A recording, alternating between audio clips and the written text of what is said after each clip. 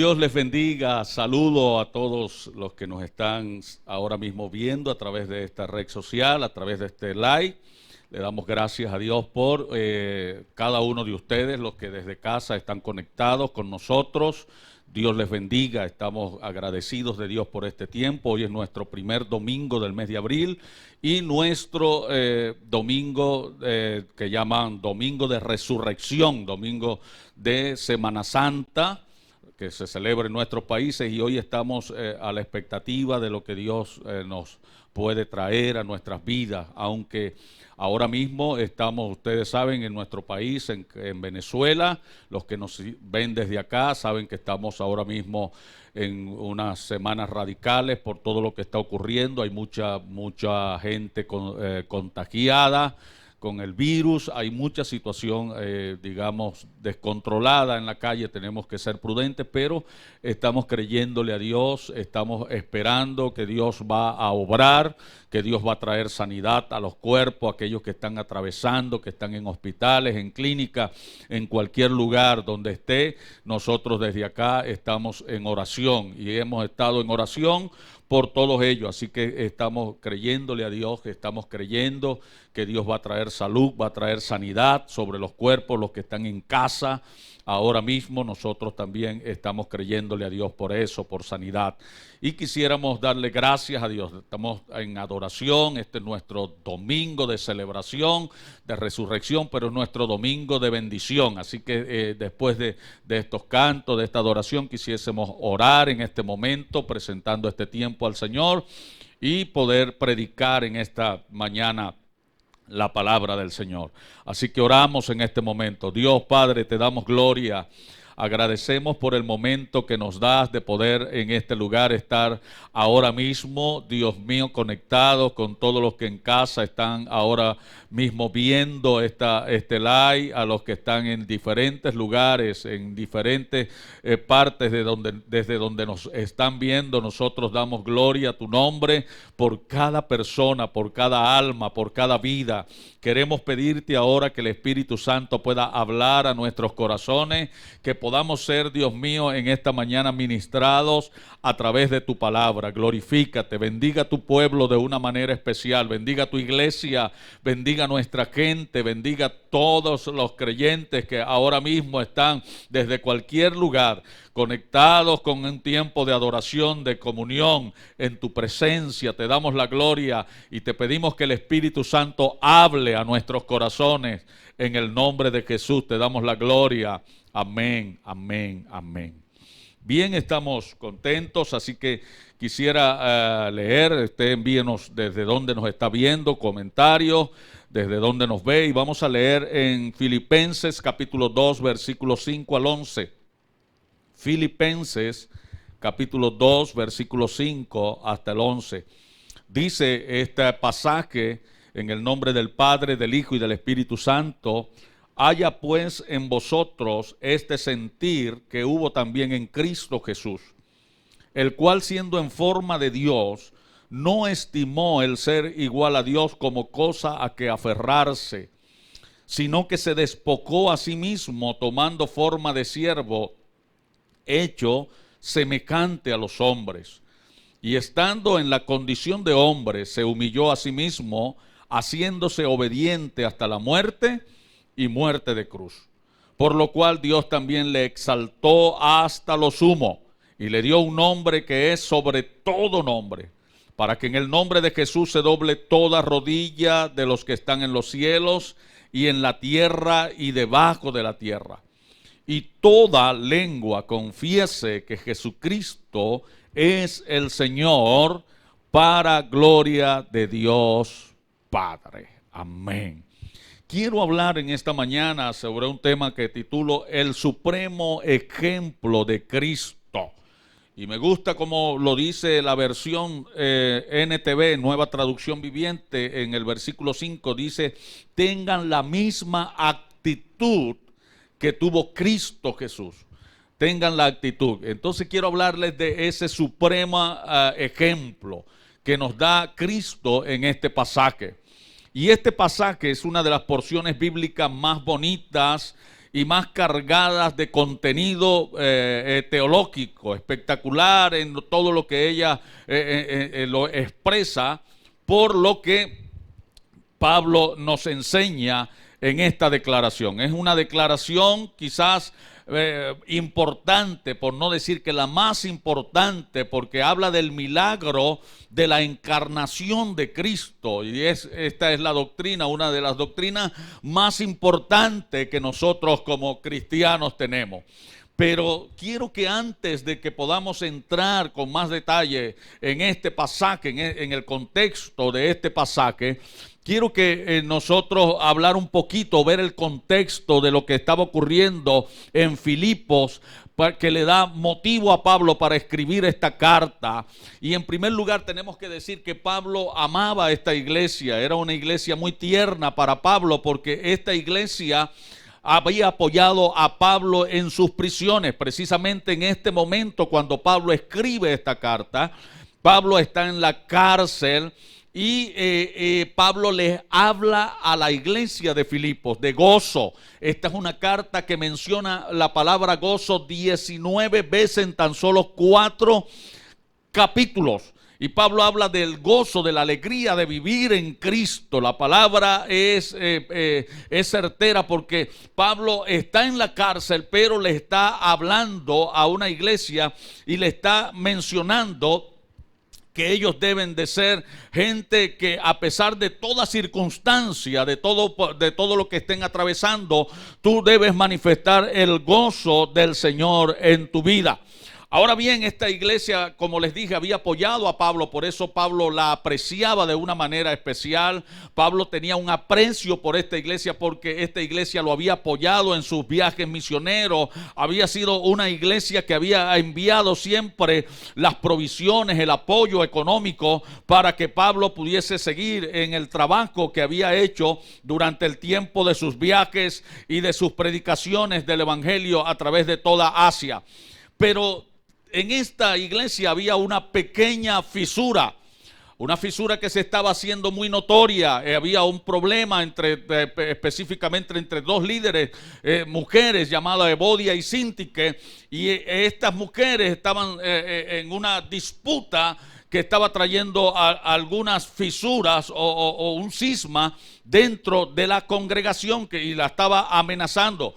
Y es en ese contexto y desde la cárcel que Pablo, plenamente inspirado por el Espíritu Santo, les escribe de esta manera. Les escribe a ellas, a la iglesia. Y en el mismo capítulo 2, versículos 3 y 4, Pablo les habla y les dice: nada hagáis por contienda o por vanagloria. Antes bien háganlo con humildad, estimando cada uno a los demás como superiores a él mismo.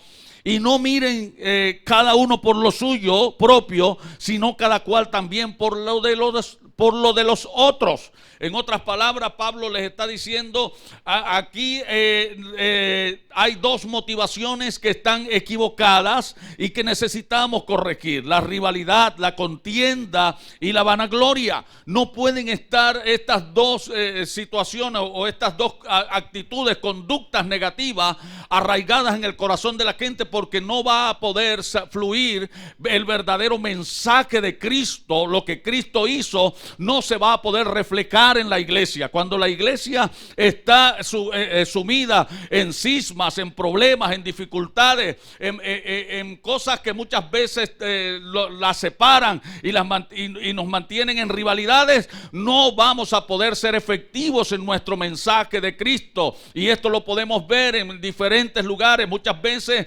estamos tan distantes de otros creyentes, muchas veces nos hacemos tan distantes de otras personas, y muchas veces nos hacemos tan distantes de hermanos de otras congregaciones, porque tenemos nuestros puntos de vista, porque defendemos nuestras propias convicciones, y muchas veces eso nos aleja de lo que verdaderamente Dios quiere traer a nuestras iglesias, que es comunión, que es tener esa certeza de que somos lo uno, que podemos vivir para Cristo y que podemos hacer el trabajo en el Señor juntos, a pesar de nuestras diferencias y de que muchas muchas veces estamos en algunos momentos, no tengamos los puntos de vista coincidan, pero que podemos hacer cosas para el reino, aunque no pensemos igual, aunque no estemos quizás muchas veces sintiendo lo mismo o apuntándole a lo mismo. Sin embargo, cuando nosotros nos ponemos de acuerdo en el propósito de Dios, vamos a poder ser efectivos. De lo contrario, las rivalidades, las contiendas, la vanagloria, el orgullo nos puede muchas veces contrarrestar el mensaje que nosotros queremos dar a la humanidad acerca de Cristo. Así que Pablo menciona estas dos motivaciones, y esta actitud de contienda, de vanagloria, contrasta con lo que Pablo va a enseñar, con la otra actitud, con el ejemplo supremo, con el ejemplo que nosotros tenemos, el ejemplo que nosotros debemos seguir, que es el ejemplo de la humildad, dice Pablo, de la humildad de Cristo. Eso es lo que nosotros debemos de entender. Pablo dice, ustedes tienen que entender que la actitud de Cristo fue diferente.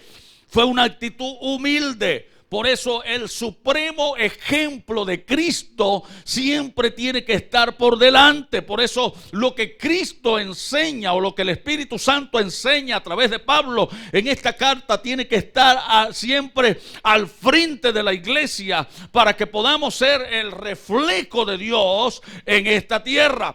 Así pues, nosotros podremos traer la sanidad y podemos traer el amor de Dios a una sociedad que está desesperada y que está esperando que la gracia y el favor de Dios lo abrace. Entonces quiero que veamos en este pasaje ahora sí lo que Pablo nos enseña. Hay tres puntos claves que quiero tocar específicamente en este pasaje que Pablo enseña. En primer lugar, lo primero que Pablo enseña es que Cristo fue un ejemplo en que dejó su gloria eterna para venir a darnos vida a nosotros. Dejó su gloria eterna. Fue un ejemplo de humildad, dejando su gloria eterna, la gloria eterna de Cristo. Miren cómo dice el versículo 6, que Cristo, siendo en forma de Dios, el cual siendo en forma de Dios no estimó el ser igual a Dios como cosa a que aferrarse, siendo o existiendo en la forma de Dios. Y la palabra que se traduce para siendo en el verbo acá griego, describe lo que es una persona en su esencia y que no puede cambiarse. Describe esa parte de una persona que en cualquier circunstancia nunca va a cambiar, permanece inmutable. Así es que Pablo empieza diciendo que Jesús es inmutablemente Dios, que Jesús es Dios. Y es la revelación sobre la cual debe descansar en esta mañana la fe de la iglesia. Es la revelación sobre la cual debe descansar la fe de los creyentes, de cada persona que nos ve, de los que están viendo. Lo primero que tenemos que entender es que Jesús era Dios, que tenía una gloria eterna, y que Pablo se traslada hasta allí para decir: Él no ha cambiado, Él sigue siendo eternamente, inmutablemente, Él es Dios. Es importante comprender esta verdad primero para poder entender lo que viene después. Es importante entender desde dónde Cristo pudo bajar, qué fue lo que Cristo pudo, de lo que Cristo se desprendió, siendo en forma de Dios, existiendo en la misma forma de Dios, en la misma esencia de Dios. Cristo es el Dios encarnado, dice Pablo. Cristo fue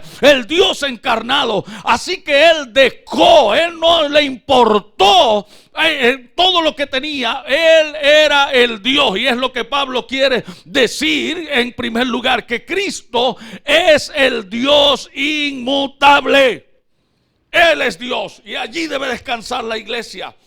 Y Pablo dice: siendo en la forma, siendo en forma de Dios. Tenía la forma de Dios. Y la palabra forma es una palabra que también en este pasaje alude a la esencia del ser y de la naturaleza de la persona. Es decir, igual en tamaño, igual en calidad, igual en atributos, igual en naturaleza, en majestuosidad, en poder y en gloria. Eso es lo que Pablo está diciendo. Cristo tenía toda la gloria, tenía toda la majestad del Padre, tenía todo. Escúchame bien, Cristo era de la misma calidad del Padre, tenía los mismos atributos del Padre, la misma naturaleza, la misma majestuosidad, el mismo poder y la misma gloria. Aleluya. Así que Cristo es el Dios todopoderoso. Así que todo lo que hace Dios es plenamente, escúcheme bien, Él lo que hace es habitar en el cuerpo que tomó para que Cristo anduviese en esta tierra. Pero dice en Colosenses capítulo 2 versículo 9, que en Cristo, que en Él, en ese hombre que estuvo en esta tierra, habita corporalmente toda la plenitud de la deidad. Es decir, que Cristo mientras estuvo en esta tierra disfrutó, estuvo bajo la gracia, nunca dejó de ser Dios. Pero va usted a ver que sí hubo algunas cosas que Cristo tuvo, no que dejó de ser Dios, no, pero tuvo que renunciar a ciertas virtudes, a ciertas cosas para poder ahora entrar en nuestro dilema humano y darse a conocer. Esta es la realidad de la encarnación, de lo que Cristo hizo. Escúchame muy bien. Entonces la gloria eterna de Cristo, Pablo dice, Él siendo en la forma de Dios, exactamente ha existido como Dios, externamente, internamente y en todo sentido, su gloria y esencia en todo su ser. Él era Dios.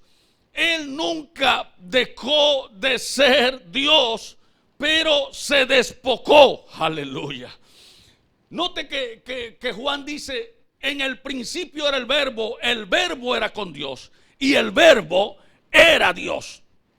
O sea, todo el tiempo Él fue Dios. Él es Dios encarnado. En ese principio ya Él estaba. Él siempre existió. Él tuvo una gloria eterna. En el pasado Él tenía la misma, estaba bajo la misma naturaleza de Dios. Así que Él siempre fue eternamente el Dios todopoderoso. Pero llegó un momento de encarnarse. Y en este principio, escúchame bien, en este principio es lo que nosotros tenemos que entender, la grandeza de lo que Dios es, de lo que Dios hizo por nosotros. Porque hasta que no entendemos todo lo que Él dejó, esa gloria eterna, no vamos a comprender lo que Él hizo por nosotros, lo que fue capaz de hacer. Por eso hay mucha gente que no entiende la realidad, la veracidad de lo que Cristo vino a hacer por nosotros. Escúchame bien, a veces celebramos Semana Santa, a veces celebramos la crucifixión y todo aquello, pero sin entender, sin tener revelación de lo que Cristo vino en realidad a hacer, y todo lo que dejó, ese trono de gloria, esa majestad eterna, eso que estaba allá. Por eso Isaías, cuando lo profetiza, Isaías dice, porque un niño nos es nacido, pero un hijo nos es dado. Y note la expresión, y eso es lo que Pablo está tratando de dilucidar en todo esto. Porque el niño nació en Belén de Judea, el humano nació en Belén de Judea. El humano quizás podían decir, ahí está María, ahí está José, ellos son sus padres. Pero el hijo es eterno. El hijo no pudo haber nacido, el hijo siempre existió, el hijo siempre estuvo allí. Por eso Cristo eternamente, en su gloria eterna, Él siempre fue Dios. Pero llegó un momento de bajar, de descender a esta tierra, de venir a este mundo. Por eso Él en su majestad eterna, todo aquello, renuncio al cetro de gloria, renuncio a los coros celestiales, renuncio a todo aquello que tenía en su gloria eterna para venir a meterse en las miserias de los hombres, para venir a meterse en tu miseria y en la mía, para venir a meterse aquí en nuestra situación difícil y poder sacarnos de nuestras situaciones, de nuestras vilezas, de todo lo que estábamos viviendo. Cristo es el Dios encarnado y Él, su gloria eterna, Él la pudo dejar para venir a morir por nosotros. En primer lugar, aleluya, Él vino a morir por nosotros. Por eso es que Cristo es entera y plenamente Dios, y como tal gozaba de la suprema adoración de la corte celestial y de la íntima y perfecta comunión entre Dios Padre y Dios y el Espíritu Santo, aleluya. Así que cuando comprendemos dónde estaba Él, allá en la eternidad con el Padre, allá se gestó todo. Hasta que comprendemos eso, quién era Él, empezamos a descubrir cuánto bajó y cuánto descendió y cuánto fue capaz de llegar hasta el fondo por ti y por mí, que vemos en este momento. Así que lo primero es que Él tuvo una gloria eterna, gloria como del unigénito del Padre, dice. Allá en Juan 17:3, Él dice, cuando Él hace la oración, Cristo hace la oración, dice: Padre, glorifícame al lado tuyo con aquella gloria que yo tuve en el principio.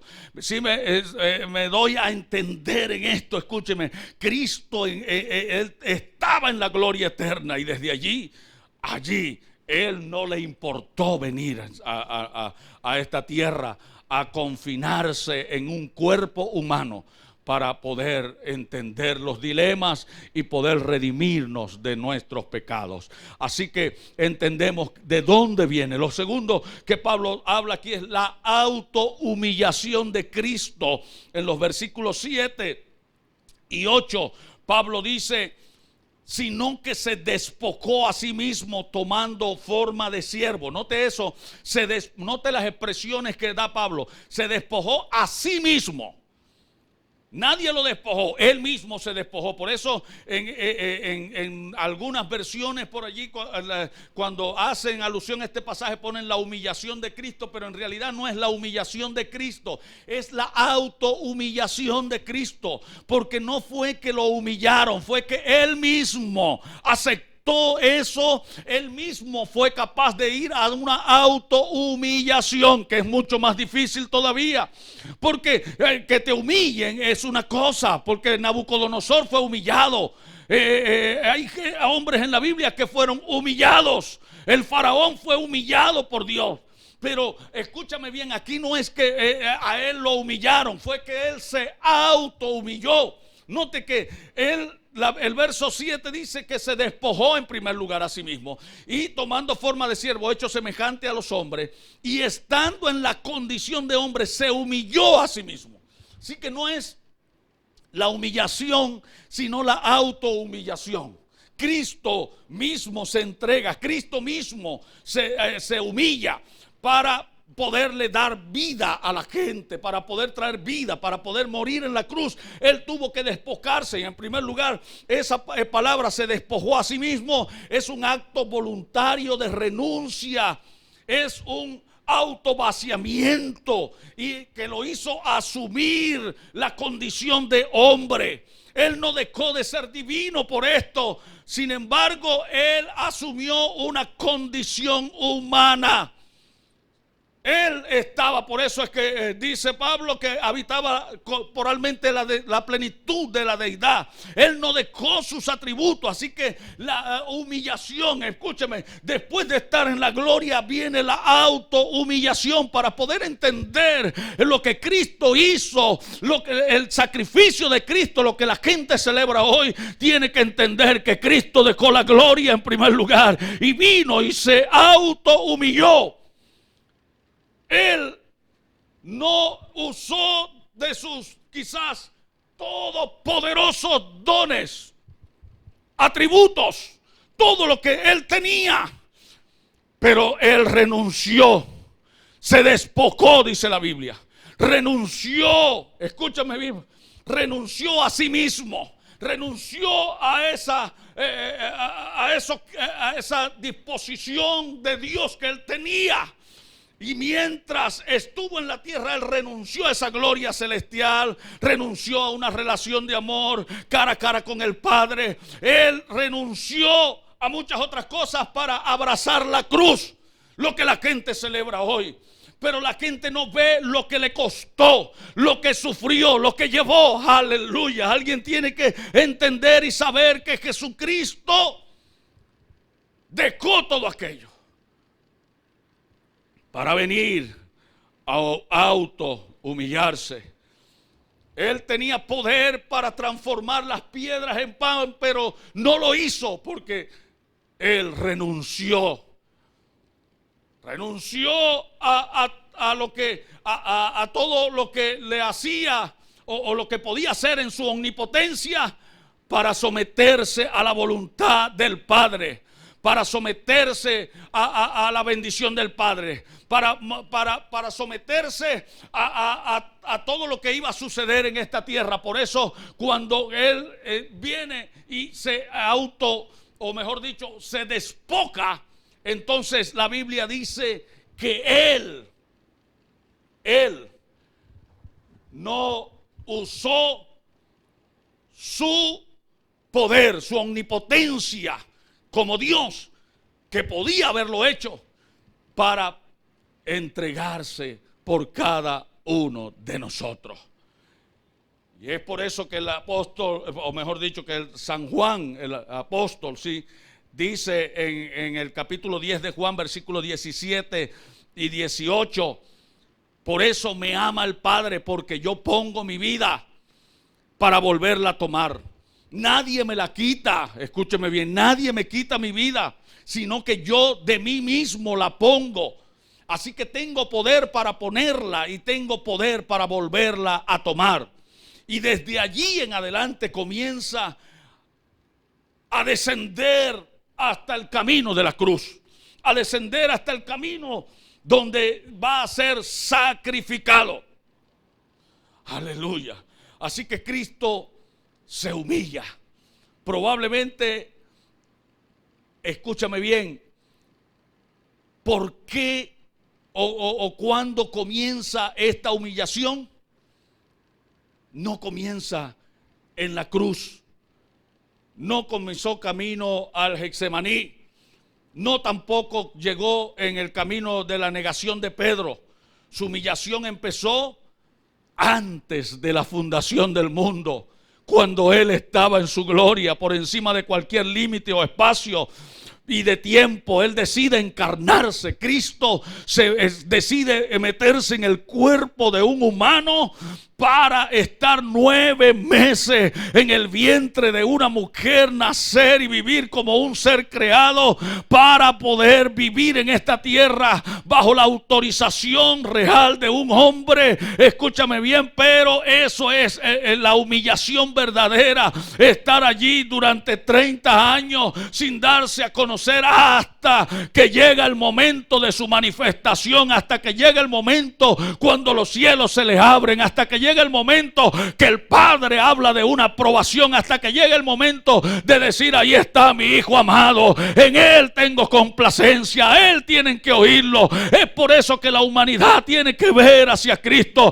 Todos los ojos del mundo, todos los seres humanos tenemos que volver nuestra mirada hacia Cristo para poder entender, para poder saber que lo que Cristo hizo por nosotros fue mucho más allá de sencillamente unos clavos en un madero. Fue que comenzó allá en su gloria eterna, dejando todo para venir a morir por nosotros. Por eso dice en 2 de Corintios capítulo 5 verso 21 que Él no conoció pecado, pero por nosotros Él se hizo pecado. Por eso dice también en Corintios Pablo hablándole, diciéndole que por nosotros Cristo, siendo rico, dejó toda esa riqueza para empobrecerse por nosotros. Así que tenemos que entender, aleluya, tenemos que saber que Cristo se despojó y se humilló.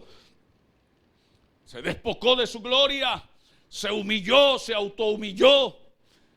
No porque la gente tuviese algún poder sobre él, sino porque él mismo lo decidió. Y la Biblia dice, sigue diciendo en ese versículo 8, que fue obediente hasta la muerte y muerte de cruz. Escúchame bien, encarnarse y humillarse haciéndose hombre como tú y como yo, no era el fin en realidad. Era solamente el medio para llegar al fin. ¿Y cuál era el fin, pastor? El fin era la cruz al final. ¿Qué es lo que va a traer redención? La cruz. Y es por eso que Cristo usa todo este medio desde la eternidad, hacerse, escúchame bien, a un lado de toda su gloria y poder entrar en un cuerpo humano y poder estar aquí en esta tierra para llegar hasta el fin. ¿Cuál era el fin? La cruz. ¿Y cuál es el fin de la cruz? La salvación de los hombres. Mi salvación, tu redención. Es por eso que Él se hizo obediente hasta la muerte. Hasta la muerte Cristo se hizo obediente. Alguien tiene que entender y decir gloria a Dios. Eso habla de humillación. Eso habla de que Cristo, aleluya, no miró, escúchame bien, el ser igual a Dios como cosa que aferrarse, sino que vio la cruz, te vio a ti, a mí, hundidos en el pecado y quiso redimirnos. Hoy la gente que me ve a través de este live tiene que saber que Cristo, el sacrificio de Cristo, no es para que lo recordemos nada más en Semana Santa o quizás cuando hay una fecha que nosotros consideramos que es parte de la historia de las narraciones de Cristo, no, sino para que tú sepas que la cruz fue el medio que Él utilizó para traernos vida, y que si hoy estamos aquí es por la vida que Cristo trajo, y esa vida se refleja a través del sacrificio que Él hizo en la cruz. Por eso dice que Él se hizo obediente hasta la muerte, y la muerte en la cruz. Él vino a morir para solventar el pecado de los hombres. Él vino a morir para liquidar nuestra deuda que teníamos con el pecado. La cruz sencillamente fue el lugar de sustitución donde Cristo murió, donde Él llevó todos nuestros pecados, todas nuestras deudas, todo lo que tú y yo debíamos, para que tú y yo hoy tengamos vida, tengamos paz, disfrutemos de la gracia, disfrutemos del favor. Hoy tú tienes que darle gloria a Dios por lo que Cristo hizo en la cruz, porque Él bajó, Él se autohumilló para que tú hoy puedas tener vida y vida en abundancia. Aleluya. Isaías lo decía: todos nosotros nos descarriamos como ovejas, cada cual se apartó de su camino, pero Dios cargó en Él el pecado de todos nosotros. Ahora pues la deuda ha sido pagada. Ahora escúchame bien, aquel que dejó su trono de gloria y que vino y que se autohumilló, que tomó un cuerpo humano y que pudo estar en esta tierra. El tercer punto que quiero resaltar en esta y que creo que Pablo resalta es la exaltación. Porque no puede haber, él dejó su trono, se autohumilló, pero ahora viene la exaltación de Dios el Padre. Ahora el Padre lo va a levantar. Ahora el Padre lo levanta. Por lo tanto, dice verso 9, Dios lo elevó al lugar del máximo honor. Estoy leyendo en la NTV, Nueva Traducción Viviente. Dios le elevó al lugar del máximo honor y le dio el nombre que está por encima de todos los demás nombres. Aleluya. Para que ante el nombre de Jesús se doble toda rodilla en el cielo y en la tierra y debajo de la tierra, y toda lengua confiese que Jesucristo es el Señor, para la gloria de Dios Padre. Escúchame bien. Por haberse negado, por haberse despojado, por haber dejado su gloria, por haberse vaciado, por haber sido abatido, por haber sido obediente hasta la cruz, hasta el Gólgota, ahora Dios lo exalta. Siempre que usted ve a Cristo que fue en su humillación, siempre que lo presenta la Biblia en su humillación, entonces usted siempre, esa humillación va unida a su exaltación. En Isaías 53, por ejemplo, los primeros versículos dice que fue totalmente desfigurado, que no hubo parecer en él ni hermosura. Pero en los versículos finales termina diciendo que él verá linaje, que la gloria de Dios será en él reflejada, porque siempre habrá en la humillación de Cristo, siempre habrá una exaltación. Así que escúchame bien, esto lo podemos ver también en el interrogatorio que le hicieron en el Sanedrín, donde le abofetearon, le escupieron, se burlaron de él. Y vemos cómo él contesta. Jesús, escúchame bien, le dijo: yo soy. En Marcos está hablando en el capítulo 14, versículo 62. Jesús les dijo: yo soy. Y desde aquí en adelante veréis al Hijo del Hombre sentado a la diestra del poder de Dios y viniendo en las nubes del cielo. Escúchame, le está hablando a una gente que lo está escupiendo, que lo está maltratando, que lo está becando, soldados romanos pegándole y judíos del Sanedrín acusándole. Escúchame bien, y escupido y maltratado. Y ante todo eso Jesús dice: de aquí en adelante veréis al Hijo del Hombre sentado a la diestra del poder de Dios y viniendo en las nubes del cielo. Eso habla de exaltación. El Padre lo exaltó, el Padre lo levantó, le dio toda la gloria nuevamente. Esa gloria que estuvo con él en el principio, esa gloria que habla en el capítulo 17 versículo 5 de Juan, donde dice: esa gloria que tenía en el principio, vuélvemela a dar, oh Padre. Así que Dios lo levanta, lo exalta al máximo. Escúchame bien, y es por eso que Cristo, cuando resucita, dice: toda autoridad me ha sido dada en el cielo y en la tierra. Y escúchame bien, y aquí Pablo está diciendo: y se le dio un nombre, para que en el nombre de Jesús se doble toda rodilla, de los que están arriba en el cielo, abajo en la tierra y debajo de la tierra. ¿Cuál es ese nombre que se le da a Jesús en este pasaje? Escúchame bien, no es el nombre precisamente Jesús que le dio el ángel.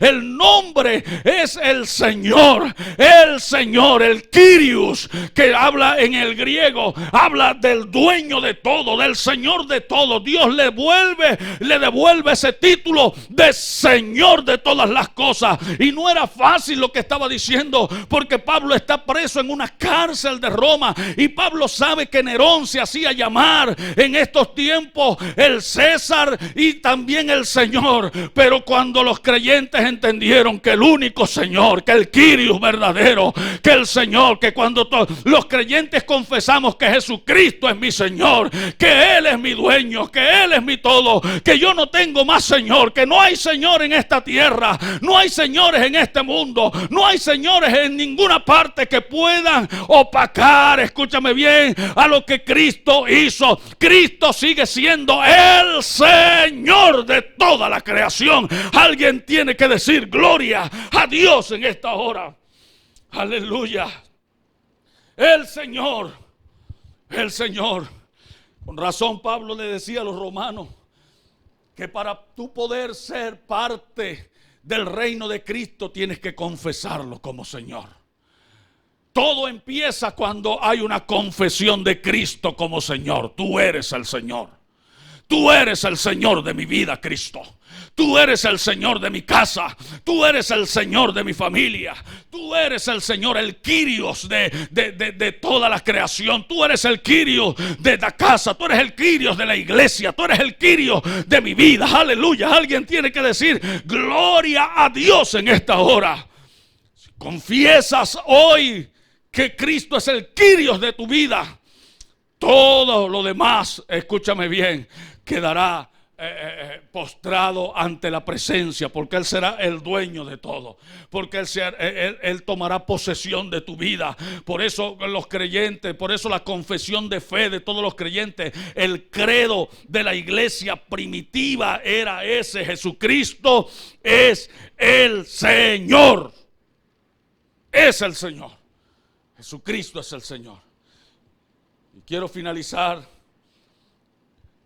en esta hora hablándoles de precisamente que en medio de todo esto hubo un discípulo de la iglesia primitiva. discípulo del apóstol San Juan. Quizás algunos ya han escuchado esto, llamado Policarpo, que precisamente fue tomado por el César romano y por las legiones romanas y fue llevado ante Roma para arrestado para que negara a Cristo. Y teniendo ya 86 años, maltratado, torturado, amenazado y con una sentencia de quemarlo vivo, entonces o lanzarlo a las bestias, le pedían que renunciara a la fe, a Jesucristo, a decir que Jesucristo era el Señor y a confesar que César era el Señor. Y entonces Policarpo, no temiendo a nada de esto, dice la historia, que él dijo estas palabras: he servido al Señor Jesucristo durante 86 años y nunca me ha causado daño alguno. ¿Cómo puedo negar ahora a mi rey, que hasta el momento me ha guardado de todo mal y además me ha sido fiel y me ha redimido? ¿Cómo puedo? ¿Cómo puedo? Por eso es que esto habla de una convicción. Y esta declaración de Pablo en estos versículos, en este pasaje que leímos, lo que debe centrar es una convicción en el creyente, una convicción de lo que Cristo hizo. Hoy cuando la gente celebra, hoy cuando la gente estaba quizás pidiendo y desde la iglesia popular, la gente está pidiendo por muchas razones y por todo lo que estamos viviendo en el mundo, pidiendo la intervención. Escúchame bien, todo eso queda eclipsado ante la realidad de lo que Cristo hizo en la cruz del Calvario. Cristo vino y Él humilló toda maldición, humilló toda querella contra nosotros. Cristo se llevó todas nuestras cargas, Cristo llevó todos nuestros dolores, nuestras aflicciones, y hoy nosotros podemos decir gloria a Dios, que Cristo está habitando por la fe en nuestros corazones y que ahora Él es el Señor de nuestras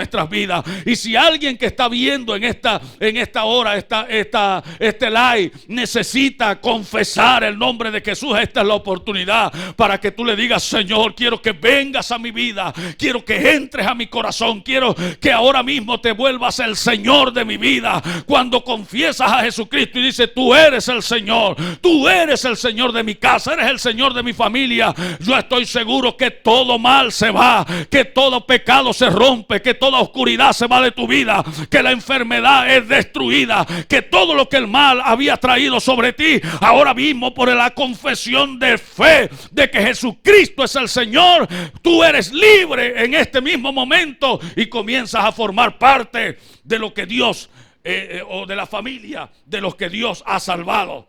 Aleluya. Así que quisiéramos orar en este día. Quiero orar para que Dios sea manifestado en cada uno de los que nos están viendo.